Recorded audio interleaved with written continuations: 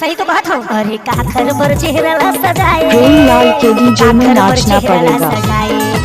अरे काखर पर चेहरा सजाए, काखर पर चेहरा चल अपना बजा।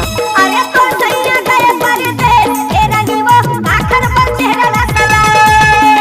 तो सैया गए परदेस, ए रानी वो काखर पर चेहरा सजाए।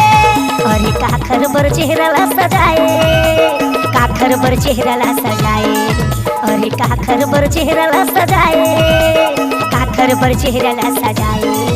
अरे तो सैया गए परदेस, ए रानी वो काखर पर चेहरा सजाए। तो सैया गए परदेस, ए टूरी वो काखर पर चेहरा सजाए। प्रेमलाल नंदा डीजे। आप सुन रहे हैं प्रेमलाल नंदा डीजे। चल अपना बजा। अरे सुनो पाउडरिया तोरे होठ के लाली, महू हवा के लावो आवे मिले काली। आप सुन रहे हैं प्रेमलाल का बनाया हुआ गाना।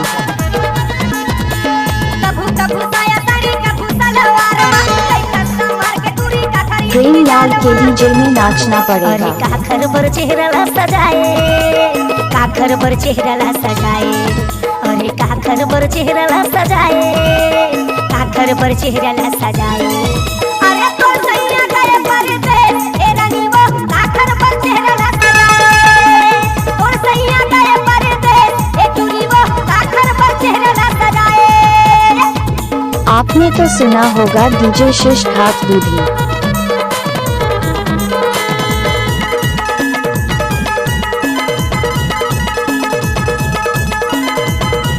क्या नाम है आपका डीजे प्रेमलाल दूधी टोला वाले? अरे करके इशारा टूरी मुला बलाए, तिरवा बला के यानी बनी कोठियाए। आप सुन रहे हैं प्रेमलाल का बनाया हुआ गाना। मन मोर मोहा के वो तोरे बोली बात में, आना खोपी नाच ले वो मोरो संग साथ में। डीजे अरे काखर पर चेहरा सजाए, काखर पर चेहरा सजाए। अरे काखर पर चेहरा सजाए, काखर पर चेहरा सजाए। अरे तो सैया गए परदेस, ए रानी वो काखर पर चेहरा सजाए। तो सैया गए परदेस, ए टूरी वो काखर पर चेहरा सजाए। तो सैया गए परदेस, ए रानी वो काखर पर चेहरा सजाए। क्या नाम है आपका डीजे प्रेमलाल दूधी टोला वाले?